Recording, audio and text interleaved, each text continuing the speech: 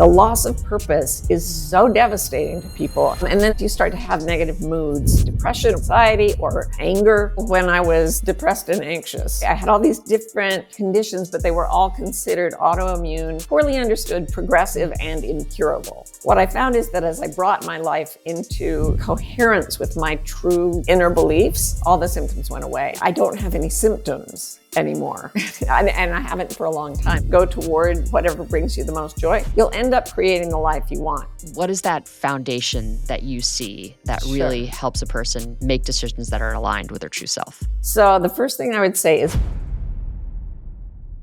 Dr. Martha Beck, welcome. oh, thank you. It's so good to be here. For people who are watching, they can see the enormous smile on my face. But for folks listening, I have an enormous smile on my face because I'm with the great Marty Beck, who has contributed so much to the field of sociology. Tell us a little bit about your background. It can go a number of different directions. I grew up super duper Mormon in the heart of Mormon country in Utah, and then went off at 17 to Harvard, which was not at all like Utah. And got my BA, my MA, and my PhD there. Also got married, had 3 kids, and the middle one had Down syndrome, which was a really interesting thing to have a child with Down syndrome while getting a PhD from Harvard, especially since he was diagnosed before he was born. Not early, but early enough that I had to make a choice about not whether or not I wanted a baby, but what kind of baby did I want to have, right? Like, I believe that everybody's decision is valid to them, and I would never impose my own decision on anyone else. But to me, I was looking around me at Harvard, where I'd been since 17, going, okay, I have this baby who will never achieve in this way. What makes a human life worth living? What constitutes ending a life mercifully, or allowing someone to have a life even though they won't succeed? And I came to the conclusion in that moment, that sort of long moment of my life, that the only reason to be alive is to experience joy. You know, Emerson said beauty is its own excuse for being. And I thought joy is its own excuse for being. So whatever we are, if we can have joy, it's worth being alive. So I kept that baby, and I changed my entire life to focus on the experience of joy rather than achievement or the other things that I'd valued to that point. I ended up leaving my religion, leaving everything in order to follow the things that brought me genuine happiness. And that ended up making me a life coach instead of a sociology professor, which is what I started out to be. How did you decide to make that pivot from sociologist in academia to life coach? Well, first of all, I just wasn't experiencing a lot of joy in academia. I loved learning. I loved my students. Didn't love teaching the same thing over and over. Didn't adore faculty meetings. And for me, it was so pronounced. I noticed I thought I was bipolar for a while, because I'd be very happy on some days and very miserable on other days. And then I realized that the miserable days were always when I was going to campus to my professor job. And the happy days were when I wasn't. And so I went to the dean and I said, I'm quitting. They really needed women at the time to sort of flesh out the diversity thing. So he tried really hard to talk me into staying. And I said, look, this job depresses me. The only way I could keep doing it is if I went on huge doses of antidepressants. And he said, well, I'm on antidepressants. I was like, yeah, okay, that is kind of my point. So I quit because, well, 2 things. I wasn't loving academia. And the other thing that was that my students kept hiring me to just talk to them about their lives. Based on stuff I would say in class, they would come to my office and to just coach them. And I didn't even know it was called coaching. I read that in the paper in USA Today. I was quoted as a famous life coach. And I was like, what the hell's a life coach? That is so cheesy, but I love it. And cheesy or not, it became my passion and a huge source of joy. So you help folks figure out their purpose in life? Try to, yeah. Try to, yeah. I think that's a worthy pursuit for sure. Yeah. And that must so gratifying, right? And every day is different. Absolutely. Everybody's a fascinating novel I haven't read yet. And everybody has all the instructions to their own destiny written inside them. So that makes my job really easy. I just sort of show up and say, you already know what to do with your life. And people look at you and go, you're right. Now that you put it that way. And then they give me money. So so you kind of pull out what's already inside. It's more like clearing away Mm, what's gumming up the engine. My undergraduate degree was in Chinese, actually. I lived in Asia for a while. And the philosophy, a lot of the Asian philosophies, unlike Western philosophy, don't idealize the addition of learning and knowledge and skill as you go through life. Instead, they really focus on everyone being born perfect and whole. And then as we grow and encounter socialization, trauma, different things, we acquire illusions about the nature of our own lives. And those mm. illusions cause suffering. So it's the dropping of illusion. There's a saying in my favorite book, The Tao Te Ching, it says, in the pursuit of knowledge, every day something is added. In the pursuit of awakening, every day something is dropped. So all I do is I help people drop things. That's it. And dropping things is not that difficult. So yeah, easy, fun job. You make the distinction of letting go. Mm. When you say drop, it's funny, I was listening to a conversation you had with someone else, and because you hear this, those words, like, "You need to just let go. You need to Yeah, I just let know. That go." used to drive me crazy. So, tell us why that drives you crazy, 'cause you have such a beautiful way of thinking about, that concept. Well, for example, when I was depressed and anxious, people would say, it's all in your head. And I would be like, granted, help me get it out. And they'd say, well, just let it go. That's like, I've got a tiger loose in the house and you're telling me to let it go. I don't have it. It has me. Like, I would love to let it go.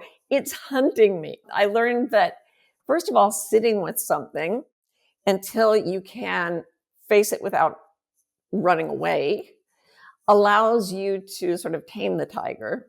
Mm. It makes it yours. And then you can start to slowly separate your own sense of self from the part that is being attacked by the tiger. And eventually, if you look consistently at any part of yourself until you see it truly, it either stays or it goes.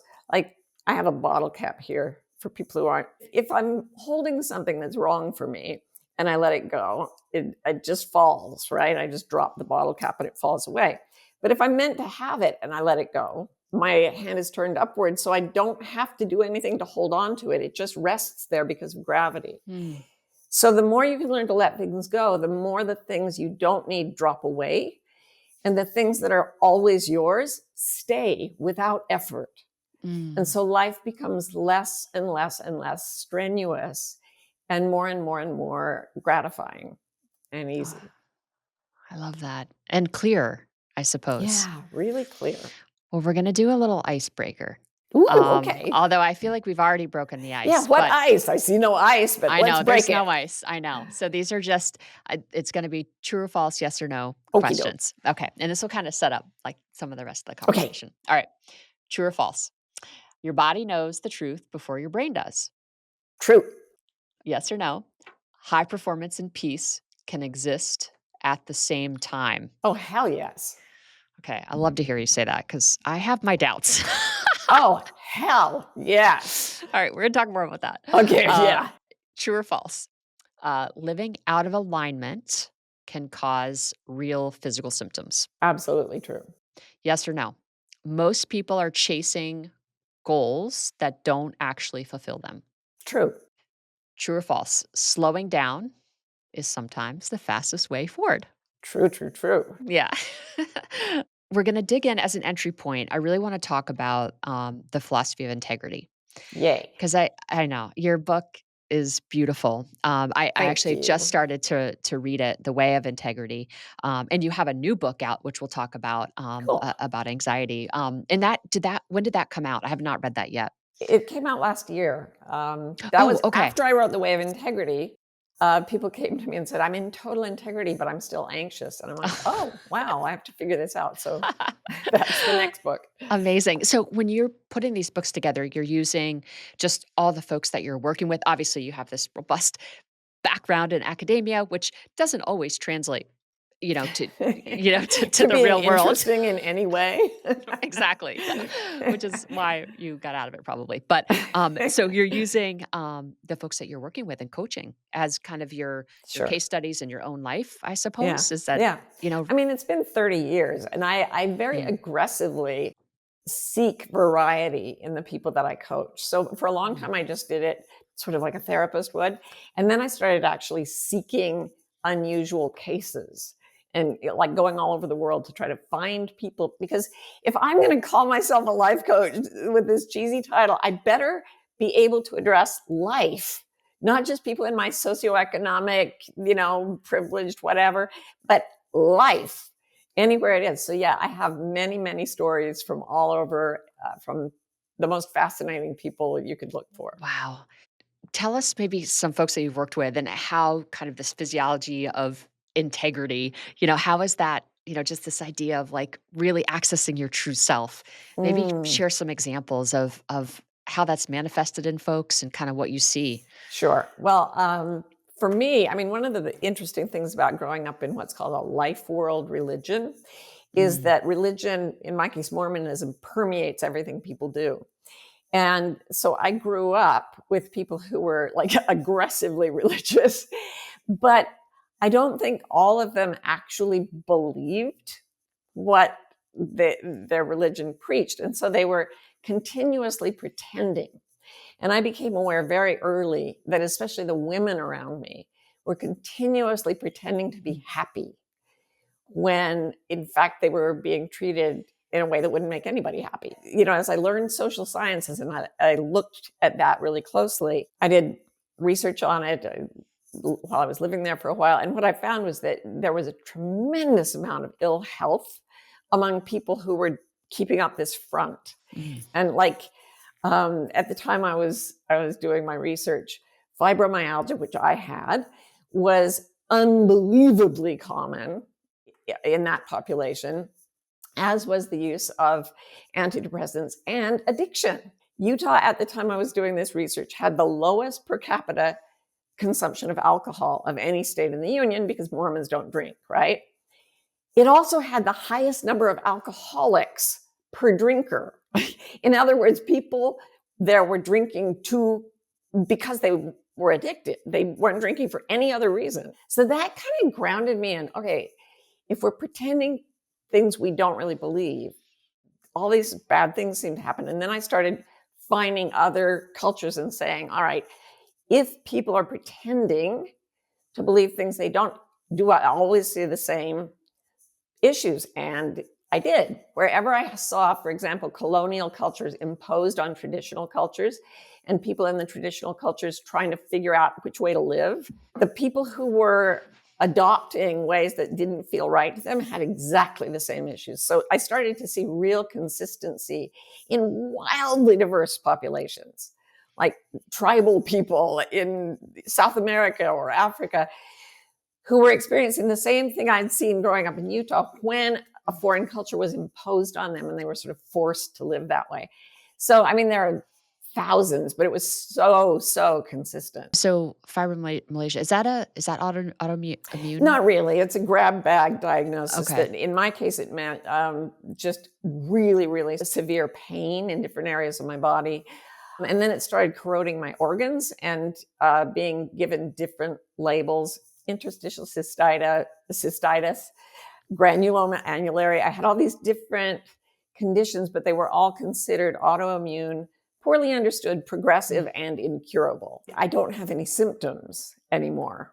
And I haven't for a long time, because what I found is that as I brought my life into coherence with my true, deep inner beliefs, all the symptoms went away. And I think my body was just gosh. fighting me. If you were just to throw out an estimate, how many people in the world do you think are actually living in true alignment? Wow, that's such a good A question. percentage, just I would say it's a pretty low number, like yeah. 5 to 10%, because we're all born completely coherent with we don't have any false beliefs, but the socialization starts from birth. And by the time we're 5 or 6 months old, we already know they like me better when I don't cry. They like me better when whatever my family approves of in a baby. I know how to get smiles and hugs instead of slaps and scowls. And I will sell out my true nature hard to get approval because it's, my life depends upon being supported by these adults. So almost everyone loses track of their true natural preferences based on their socialization. What are the signs that you're ignoring your true self? So I'm glad you asked that. When I wrote The Way of Integrity, I mean, other than the physical, yeah, you talk just the physiological yeah, manifestations of living out of alignment is, the pain and yeah. the stomach issues. I mean, you think about all the problems Oh, folks have, headaches, you know? everything. They did a study once where they just asked a group of people not to lie for, I think it was 3 weeks or something. And then they had another group of people that didn't make that promise. They didn't even police it. They just said, go try not to lie as much. The people who came back after having attempted not to lie as much had fewer doctor visits, fewer health problems of all kinds, fewer arguments with their loved ones. Like their entire lives improved just by saying, I think I won't lie for a few weeks. By the way, when we talk about integrity, I want to be really clear that I don't mean it in a moralizing sense. I grew up in religion. I don't need any more of that. I mean it as in structural integrity. So if you have a car or an airplane that is in structural integrity, all its parts are working in alignment and it can fly or it can carry people around. If its parts aren't in alignment, if it's out of structural integrity, it breaks down. Not because it's bad, just because that's the physics of it. Same thing with a human being. If we can live a life that is in structural integrity with what we feel most deeply, everything works quite well. And if we are living a life that is not in alignment with what we feel at the deepest level, everything starts to go wrong to alert us that there's a problem so we can look at it and fix it. Sorry, that was a bit of a No, deviation, but that's great context for listeners to yeah, understand how you think about integrity because people probably conjure up all sorts of different, right, right, ways of right. thinking about it. So that's beautiful and perfect. So they weren't telling lies to other folks. What about lying to yourself? Yep. Yeah, actually, most of Was the the lies we instruction tell are very innocuous. We tell things. Actually, they found that most men who lie, and most of us lie at least 3 times within 10 minutes of meeting another person. We lie to them 3 times. Men tend to lie to make themselves look better. Women tend to lie to make the other person feel better. Oh, And that's so that's true. not because women are better. It's just that's what we're socialized to do. You ask, what are the signs that you're out of integrity? So I did want to address that. And the first one is just a sense of losing one's purpose, of not knowing why you're even alive. I really looked at why do people come to me? Why do people seek coaching? And that's the first one. You'd think that something like financial need or ill health would top that. The loss of purpose is so devastating to people. And that's the number one thing is I don't even know why I'm alive anymore. Yeah. Second thing is you start to have negative moods. So you have depression or anxiety or anger, depending on what your particular psychology is, but your moods go wrong. Then you start to see the physical symptoms, low energy, low just general joie de vivre, general health, whatever the weakest link is for your body, it breaks. And after that happens, then you get breakdowns in relationship. You can't seem to connect with people. You're not open with them. You don't feel satisfied in your relationships. Then your career will suffer. And it doesn't have to necessarily go in the same order, but this is the order these show up in most often with people I see. So career starts to tank. You might sabotage yourself. And then I think the last one is addiction. You are so unhappy that you try to self-medicate to tolerate just living. And that turns into addiction. I think there are 6 there. Yeah. Mm. Yeah. Well, maybe let's talk a little bit more about addiction because pretty much everyone knows someone Oh, yeah. who is addicted to something, Oh, right? yeah. When you talk about integrity and living your purpose, addiction obviously gets in the way of that Yeah. in ways that are, can be devastating, Oh my God, for, yes. and have second order effects, not just the individual, but, to the Right. family as well, or, anyone around them. How do you think about addiction and integrity? From I think you come at it from a really compassionate lens, which I appreciate, and I think people need to hear. So I'd love for you to maybe start there. Sure. Well, my understanding of addiction was very strongly influenced by a study that has been called the most important study that never got any attention. And it was a psychologist whose name was Bruce Alexander. He was a soldier in the Vietnam War. And like a lot of young soldiers over there in the golden triangle of drug use, he did a lot of heroin, he did a lot of cocaine, he did a lot of drugs while he was a soldier. Then he came back, and like most of his buddies, he just stopped using drugs. And then he became a psychologist and found that these drugs, especially heroin, were incredibly addictive. And he saw that in all the rat studies done on rats, which have a surprisingly similar physiology to humans. And then he noticed something that nobody else, he was like, why was I able to just stop? My buddies and I, some of them became addicts and they're like homeless on the streets, and others, most of us just stopped. It was like I had a cold for a week. I was fine. Well, he noticed looking at all these rat studies that all the rats were in cages. So he made something called Rat Park, it was this big enclosure with like a grassy meadow and a place to hang out with other rats and places to mate and places to raise pups. And he took all these heroin addicted rats and he put them into Rat Park.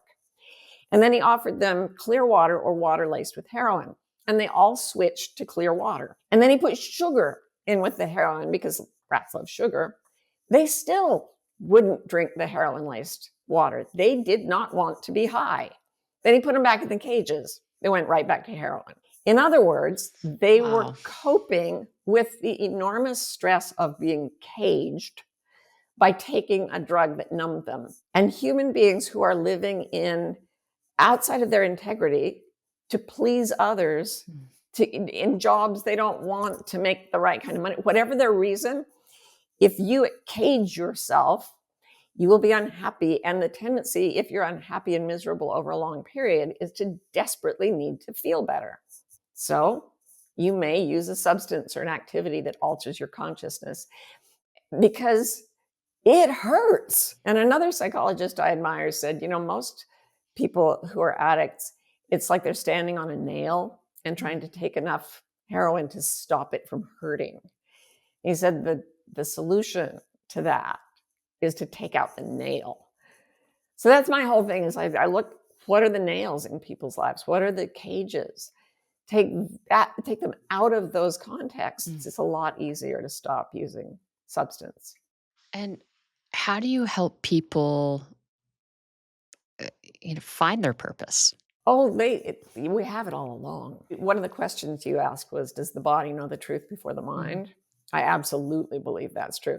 What we call the mind, which is mostly the verbal and logical mind, is very recently evolved and full of user errors and bugs, right? But the physiological parts of our bodies have been evolving much longer, and they've had a lot more time to be perfected. I'm sure you talk about this all the time. And what that means is that if something is wrong for you, your verbal mind, which is social, may agree to it based on wanting to fit in with a group, but your gut will twist because it knows you're in danger now. Anybody who leaves their life purpose will experience these unpleasant side effects. And and before we started recording, you said a lot of succeeding has to do with just tolerating discomfort. In our culture, to succeed means usually not doing what you want, just doing what other people say you should want, and which is not fun. So it's people who can ignore their bodies longest who go furthest toward addiction, but also toward achievement, weirdly. Yeah. So I've worked with Olympic gold medalists who say the worst moment of their lives. 2 people told me this. The worst moment of my life was standing on that podium getting a gold medal at the Olympics because I wasn't happy. And that's what was supposed to make me happy. My whole life was about that moment. And I wasn't happy. So what where did that leave me? They had to stop thinking of the gold medal as their life purpose and find what was there underneath the whole time. And I remember one of them found that in surfing. He just wanted to be with the ocean all the time. And the other one went off and started studying animals in the wild. Like they just had really different interests, but they'd been pursuing the gold medal and blocking all that out. Yeah, I mean, I think it to your point, we're socialized from a really young age to just block all that out. Yeah. Are there any kind of prompts or, obviously not everyone has the wonderful benefit of working directly with you. So, for people listening, where do they maybe start to try to investigate? I mean, I guess folks probably know if they think about it for a second, they kind of examine their life. Wow, Mm-hmm. yeah, I'm out of alignment. I'm not living my truth, but people have circumstances. They have, I Yeah. think about my mom. She had kids at a very young age. She was trapped.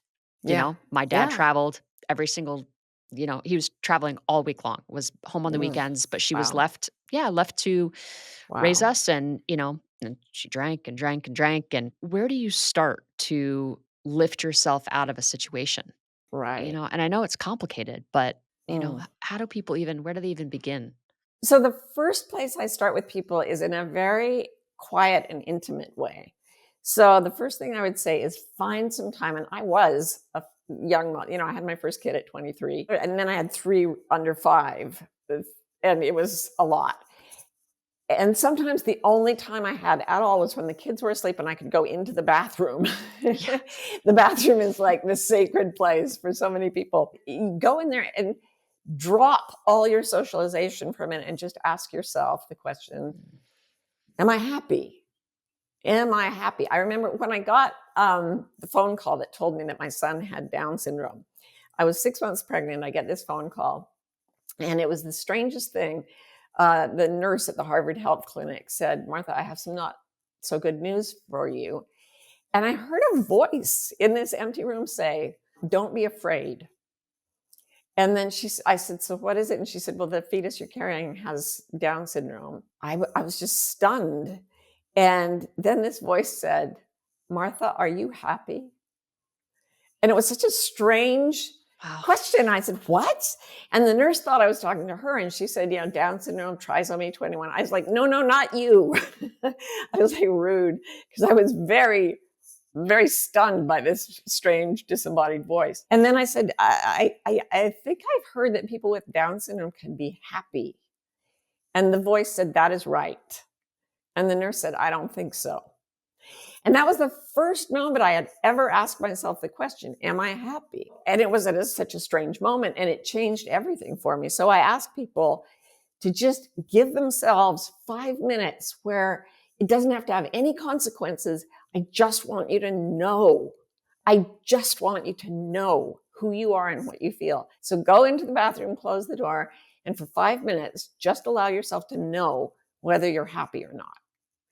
So then if you find out you're not, it's like, what do I do now?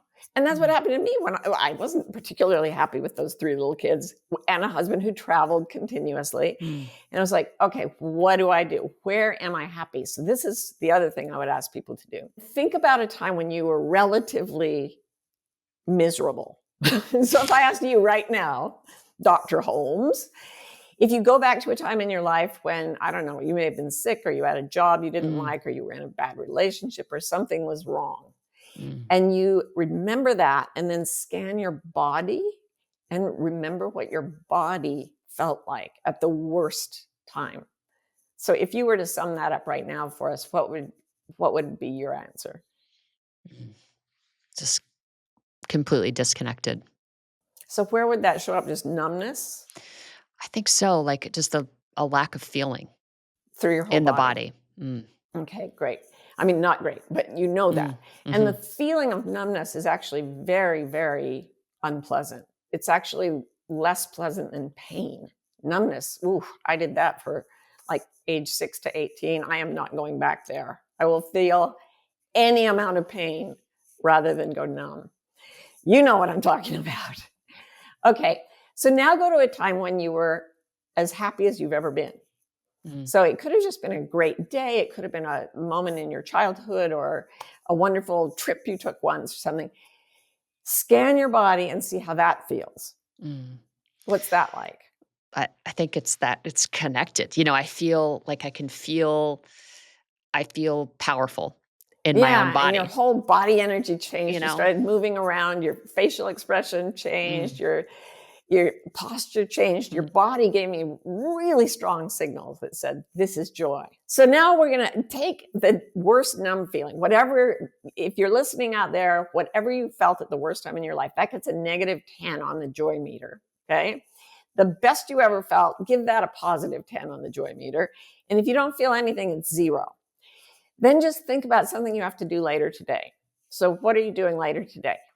I have a 4 o'clock call Okay. with uh, a really cool character that I'm excited about. Awesome. Yeah. So sit there and imagine that, and then notice how your body responds. Is Mm. it more toward the happy? Is it like a plus 10 or a plus 5? Is it a -3? Is it 0? What comes up for you? Yeah, it's like a +5, +6, you know? Okay. Yeah. Now think of something that you're doing, something you're doing tomorrow. Anything. Mm. Okay. Could be Uh, brushing your teeth. It could be anything. yeah, the first thing came to mind is I'm gonna lift weights tomorrow, so Okay. that's where I'm warning. Think about that and see how your body responds as if it's an animal you're watching, like your dog. Is it jumping up and Mm. down with excitement, or is it like pushing away and shaking and putting its tail between Mm. its legs? It's kind of like a anticipatory feeling, you know, like I'm kind of like anticipating, like I'm kind of Where is it on the joy meter? What is it, positive or negative? it's positive, yeah, definitely Okay. positive. Yeah. Oh, wonderful then. So you start to see what makes your body respond well. Think of Mm. your body as a beloved animal, like if you had a horse you loved, or a dog you loved, or a cat, or a monkey for that matter, and see how it responds to things and to people and to activities, Mm. and start to treasure your body's reactions to things it loves. Let it choose. Our culture, it's all about, as Mm. Dr. Ken Robinson says, we see the body as a mechanism that takes our heads to meetings. You know, like it's all cerebral and logical and all based on maximizing material wealth and all that stuff. Look at the animal of your body, what Mary Oliver calls the soft animal of your Oh, body. I love her. Let it choose, Mm. because it is contrary to what our conventional wisdom says, it is wiser than your verbal mind. I truly believe that. Let it choose. It's hard to tap into that, Yeah. especially in Western culture. Yeah, you have to practice. Mm. You actually have to practice getting in touch with yourself. Do you think this is why a lot of high achievers are so miserable? Yes. Yeah. And Mm. I've worked with lots of high achievers. Yeah. And let me tell you, as a group, they are not a happy camper group. Yeah. I'm personally I got away from goals for all the reasons that you've kind of been talking Mm. about because I would achieve them and I was still wasn't happy. So I'm Yep. like, okay, Yep. Yep. Yep. I need to find my purpose and really lean into that. We are socialized to make a goal and Yep. achieve a goal and then we move on to the next goal. And Yep. can that be healthy? And if not, like what's the better path? Oh, it absolutely can be healthy. It's wonderful if you're setting goals based on what is true for you, on what you really want. For example, I'm in the middle of a house move. I'm moving to a place in upstate New York that's in the woods and has all kinds of animals there. And the goal is I want to move there. And we're right in the middle of it right now. And it's been a tremendous amount of work. And it's brought me enormous joy because the goal was set by my true self. It's been a long time since I had a goal that wasn't set by my true Mm. self. Those were torture. And I made them happen. I mean, I really pushed. Yeah. I made stuff happen by hook or by crook. I was in miserable health and I hated what I was doing, but I, by God, succeeded at it until I realized how stupid that was. Sorry, no offense. But to continuously fight to achieve goals that don't make you happy, at a certain point, that is just your socialization, and the soft animal of your body will say, honey, come Mm. home, be happy. How do you think about self-worth? I think that it comes from what we've been talking about. Let's say you had someone taking care of you who constantly forced you, like somebody who was like a butler, like Batman had a butler that did everything for him, right? And picked out your clothes for you and picked out your activities for you and took full responsibility, did everything for you, but never asked you what you wanted. You'd have full service and no joy. But if you have someone who can't really, who's just an ordinary person, but who will sit down with you and say, tell me everything. Tell me what's on your heart. Tell me what you dream about. Tell me what's made you happy. Can we find that again together? That can breathe life into everything. And the world still isn't an easy place. But when you become the person who sits down and says, tell me everything. What do you love? What can we do that will get you more of what you love? When you are that person for yourself, that's self-worth. I love that. At what age do you think that starts to come into focus? Oh, it's very different for different people, but I think it's supposed to be there from the beginning. I know that's I don't think that happens Not very often. for a majority I of think, people. yeah, sure. I think I totally agree with you. But I do think that parents who are in alignment with their own joy Mhm. automatically raise their kids to be aligned with their own joy. I mean, think of it as dog owners.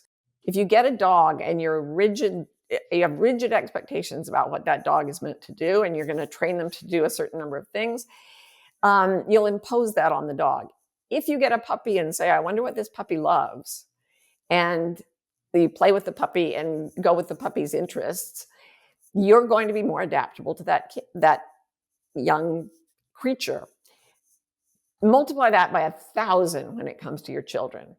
That was the thing about having a son with Down syndrome. People were telling me, if you really work with him, he can achieve things. He can learn to be an intellectual. It just depends on you working hard enough with him to. And I thought, why? I'm an intellectual and I hate it. I came to think of it like people were telling me, you went to the pet store, you wanted a puppy, you came home with a kitten. If you work hard enough, you can get the kitten to wag its tail. If you really work with it, maybe you can get it to fetch. But, at the end of the day, if you do that, the cat's going to look up at you 10 years later and say, meow. Like, that's all it's going to do.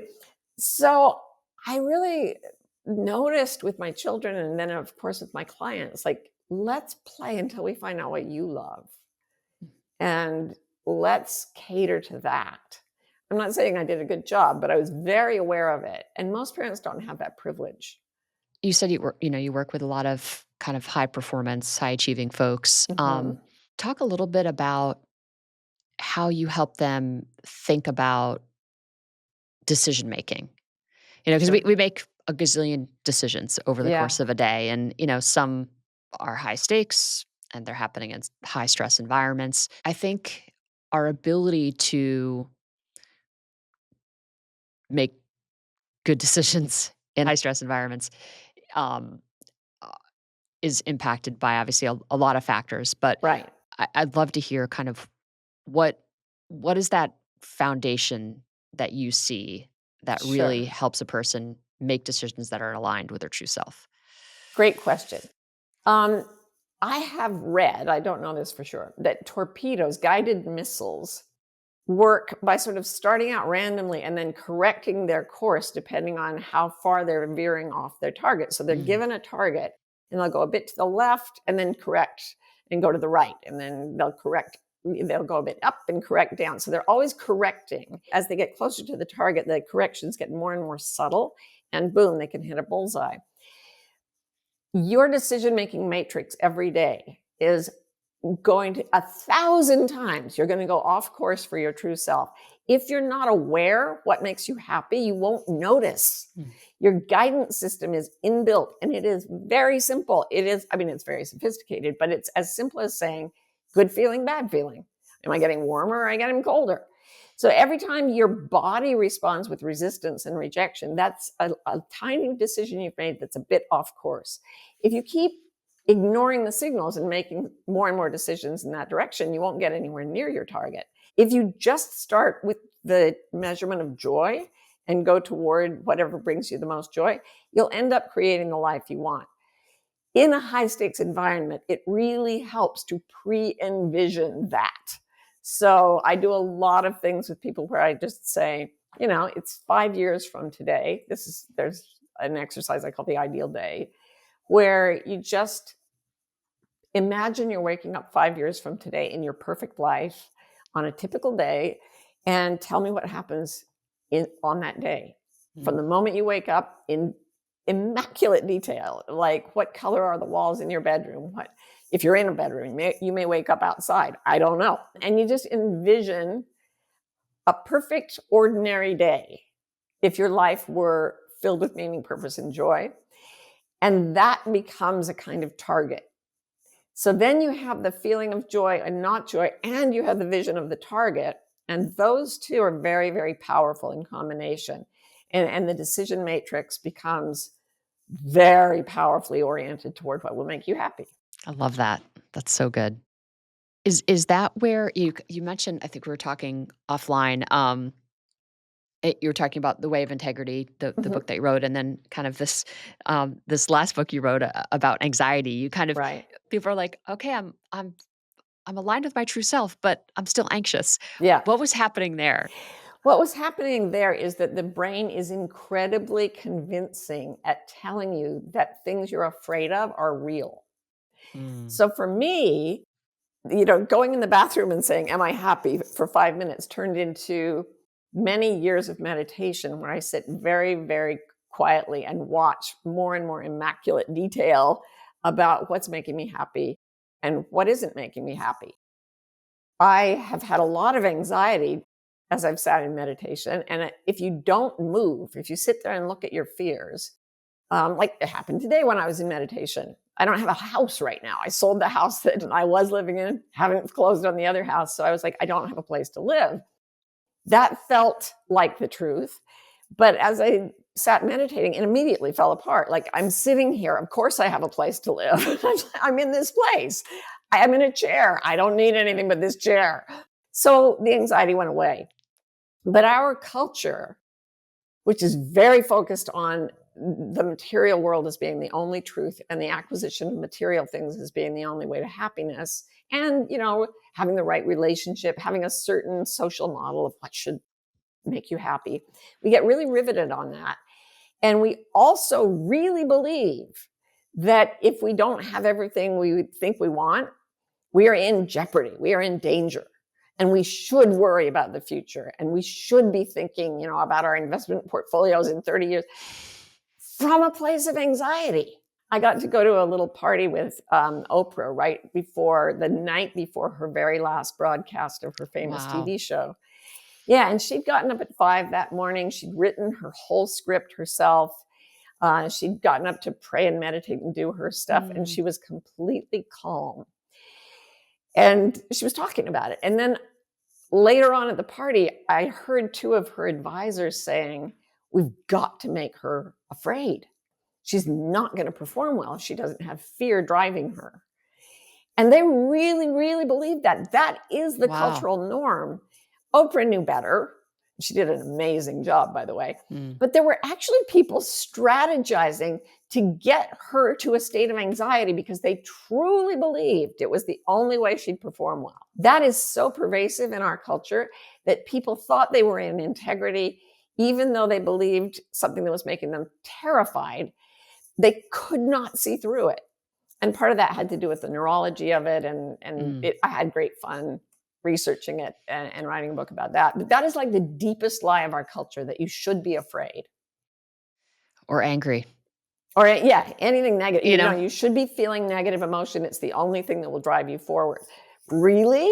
Have you Mm. ever been in love? Did you ever go to meet with someone you were in love? What gave you the energy? How angry and afraid did you have to be to go meet with the person you loved? Mm-hmm. Not. Love is the motivator. Yeah, I love that. You've said a few things that made me think of this, and number one, meditation, which is a solitary endeavor. Usually, you're sitting by yourself. Usually. Yeah, there can be other people in the room, of course, but you're tapping into the inside. Mm-hmm. Sure. What does the role of kind of solitude and silence play in self-awareness and being able to find your inner truth and, kind of I think understanding the role of anxiety, and where it's helping you and where it might be hurting you. Yeah.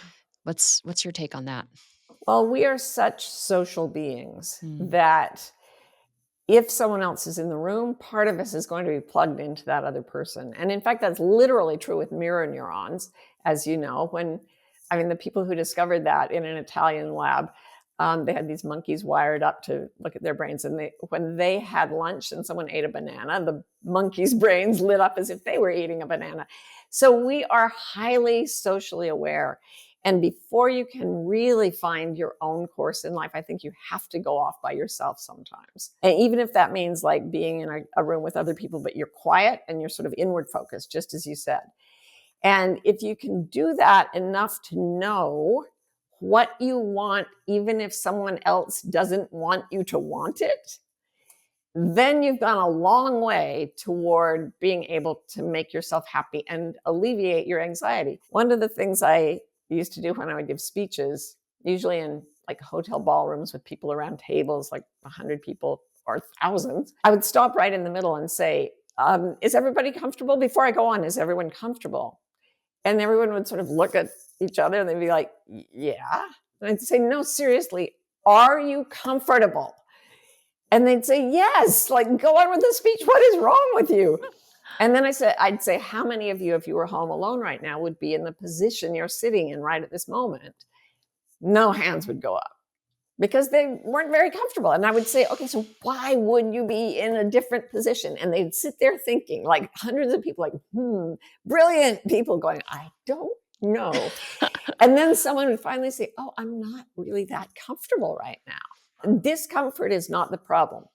The problem is that people, when they had looked me in the eyes when I asked them if they were comfortable, and they lied to me while knowing they were lying, but not knowing that they knew they were lying. So they knew in their bodies that they were uncomfortable, but their social minds were so tapped into what they were expected to do in that moment, especially with me, the speaker on the stage, that they totally sold out their truth and claimed to be comfortable because it was the socially expedient thing. You have to be able to sit in the room and say, I'm not very comfortable, but I'm going to sit here because I want to hear this speaker. Now you're talking. You don't have to skip the event. You just have to know how you really feel. And then you can start to guide your life. And that's really the benefit of going inward and solitude is you just can connect to your body in ways that it's hard to do in a social situation, to your point. Yeah. Modernity makes it really hard to actually sit in solitude and not be scrolling on your phone, for example. I have 2 children, so, this is a constant conversation, Right. and our it's just like, "Hey, I think live a joyful, peaceful life. You need to spend time alone with your thoughts," and but that has just become increasingly rare, I think, in our society to find those moments because we're always tethered to something, technologically, and in my heart, I feel like that comes at a cost. Huge Um, cost. Yeah. and I'd love to hear your perspective on what that cost is, and if you can maybe motivate our listeners to try to carve out time. I go to this; it's called the Norman Bird Sanctuary, and there's no Wi-Fi. It's just SOS. Like I literally can't use my phone, and that whole kind of section of like Rhode Island. It's like an hour from my house, but there's just no service. So I kind of go there knowing like I don't have Beautiful. service. Like but it's a place where I can really I just find that inner peace. I feel so happy, Yeah, so joyful, sure. and I know that's what I need to be able to show up for my Right. family, so but I'd love to just get your perspective on that and hopefully motivate listeners to try to carve out that time because I feel like it's really degrading our society in ways that are frightening. It is. And I'm sure there's a ton of research that shows that the constant irritations and the constant pull on our attention, it's really, really impacting our mental and physical health negatively. So we think about how we evolved to exist. Up until, say, 300 years ago, if you and I were talking 300 years ago, we wouldn't have medical science, we wouldn't have a lot of things, but we would wake up every day in a place where the sounds we heard were wind, bird song, each other's voices, water flowing, not that much sound. We would spend the whole day with people we knew. We wouldn't go off to a workplace somewhere with a bunch of people we'd never met before. We wouldn't be surrounded by traffic sounds. We wouldn't have the same pulls on our attention. We wouldn't even have clocks that, there would be a town clock, but we wouldn't wear one. So we evolved to exist in a natural setting. And when you go to the bird sanctuary, or when I am lucky enough to spend time in South Africa every year. And this year I had a real treat because I was almost by myself for like 2.5 weeks in the very environment where humans first evolved. Wow. And I just put everything away. Boy, when you feel your body regulate, your nervous system regulating in response to your environment, you really start to understand how far away from your natural state you usually are. Yeah. I mean, if you go into the trees, within a few hours, your cancer-killing cells triple because of the pheromones of the trees. We evolved to trade chemistry with plants and animals and water and earth, and we are pulled off of it. Go anywhere you can to connect with the way humans lived before modern technology and feel what it does. And then you can start to seek that natural regulation, nervous system regulation in different ways and in different environments. And you can get really good at reestablishing that, even in really scary, hostile environments. But I think you almost have to go back to the plants and the earth and the animals and the insects first. I mean, we spend 93% of our time indoors. Wow. Yeah, I know. For a month and a half, when I was in South Africa this year, the windows were open at night. There were screens to keep the leopards out and whatnot. But there wasn't a single moment when I was cut off from the outside. It was amazing. Earlier, you were talking about just how that feels in your body, and I think that's the motivation that keeps you coming back, is you want to try to feel that again, Oh my that God, it's connection and that peace. amazing. And yeah, I think so too. I just worry about the disconnection to nature specifically. Yeah, I agree. I'm with you there. And another study showed that even patients who were recovering from a heart surgery in a hospital, they got better faster and had fewer complications if they just had a picture of a tree. I know. As opposed to an artist, a modern art painting. It's phenomenal how I geared know. we are to nature. Yeah. Yeah. How Just having separated. a visual of just the outdoors, to your Yeah. point, it Yeah. changes the chemistry in your body, which is Yeah. just wild. So if we think about building kind of this authentic, resilient life, you've mentioned lots of different ways to think about that.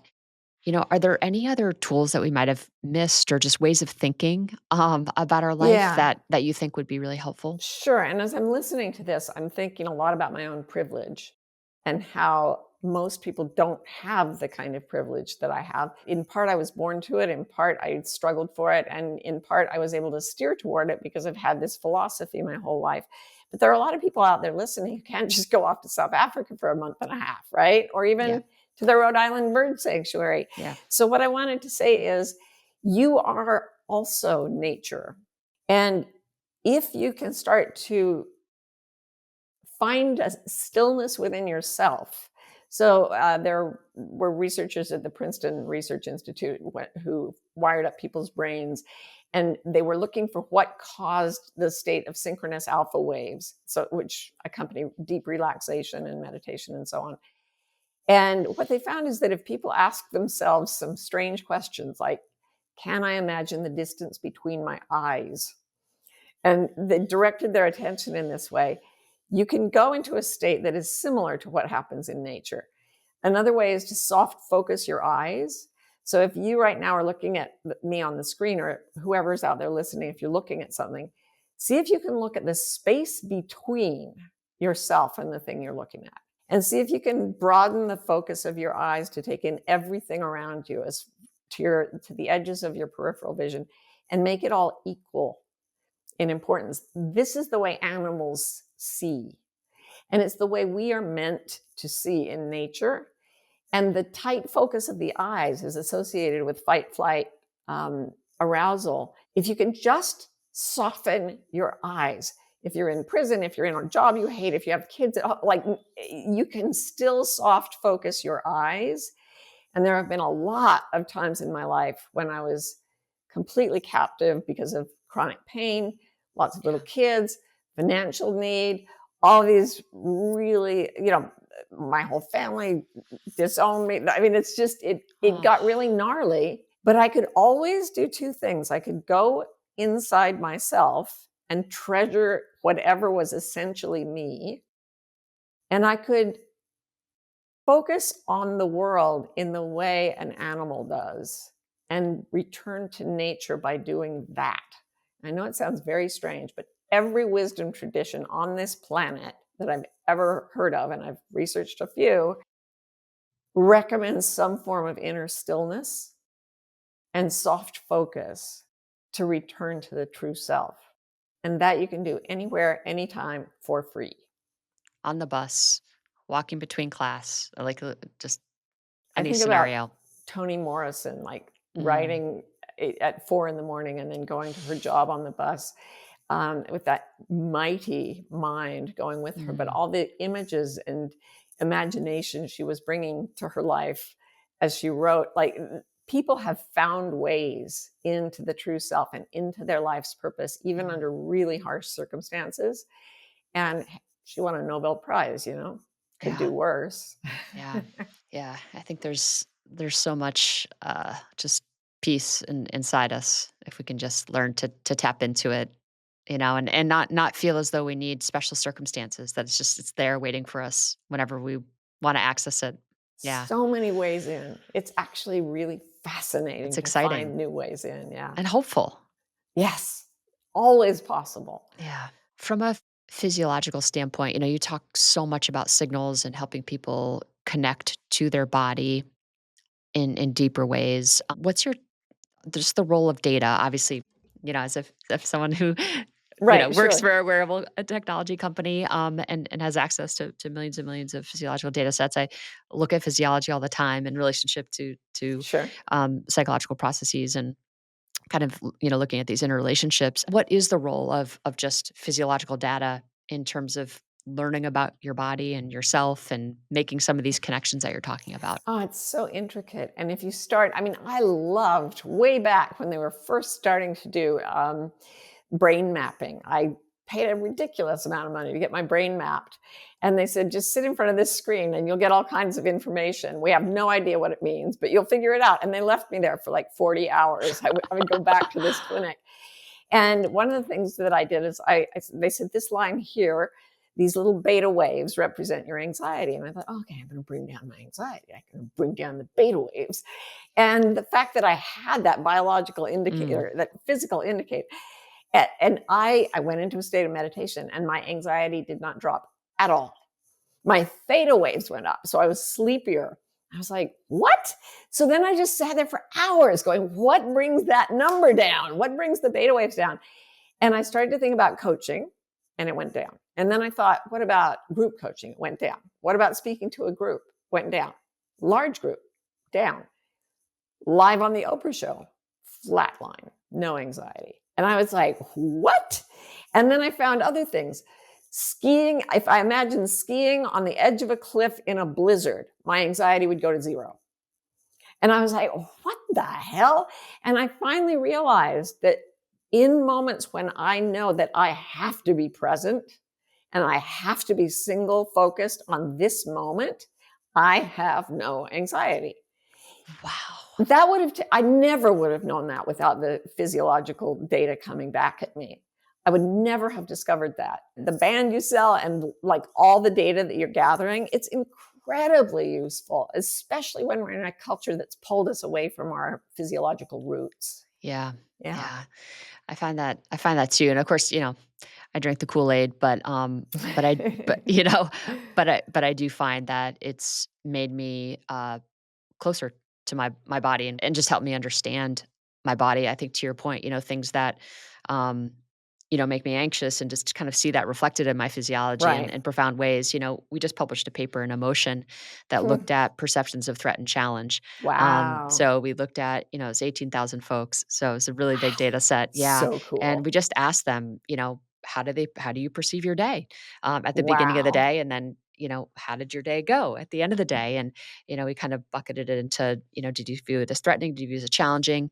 And of Hmm. course, there are kind of cardiovascular, implications to Sure. being in threat and challenge. But what was really interesting is that people who viewed their day as threatening didn't drop into deeper stages of sleep Interesting. Oh my relative to folks who God. perceive their day as challenging, right? That's So so your perception fascinating. just kind of Oh, shapes your my world. statistics nerd is going I crazy with know. joy. This is I amazing. it's just, but it's interesting because I think the how you translate that and generalize those findings to the greater population is like, gosh, like how you perceive your world is going to impact things like sleep, Yes. your Yeah. ability to kind of get Fascinating. quality, restful sleep. So, how do we reframe our thinking to kind So of get cool. ourselves into the challenging a little bit more? What might be Yeah. keeping us Yeah. from getting into the challenging? Where are these sources of threat? In our life, and where do we need to shore up our resources? Yeah, it's really fun to kind of look at these interactions, and Yeah, yeah. and I would, man, now I wanna give everybody one of the bands so I can say, look at your quality of sleep to measure your quality of life. Let's find out what gives you good sleep. Part of it may be challenge, part of it may be something else. I mean, Yeah, that number there alone would be incredibly powerful. I know, just kind of seeing, like, how do I back into this state of peace, where I can kind Yeah, of show up and be yeah. my best self. Of course, we know sleep is related Oh to my gosh, that, it's but so, so, so important. Yeah. yeah. Well, Marty, thank you so much. This has been a blast. Thank you so much for inviting me. I appreciate your time. Good luck with your move. Where can folks find you? What's the best Um, place? just marthabeck.com, and I think Mm. the Martha Beck on Instagram. And you have a beautiful following. I post a fair amount. I have people helping me with it, and I also have an online community where I pop in. I'm going there as soon as we get off this. I'm going to go mosey over there and hang out with people, and that's Oh, been I really love fun it. too. Oh, that's so So good. yeah, you Okay. can just Google me and figure it Yep. out. And then also just literally Google Dr. Martha Beck and all of her beautiful 9 books will pop up. And the most recent one on anxiety, and the previous one was Way of Integrity. So those are the last couple books Thank for, you so much. yeah, This all has you've been a done. blast. Thank you.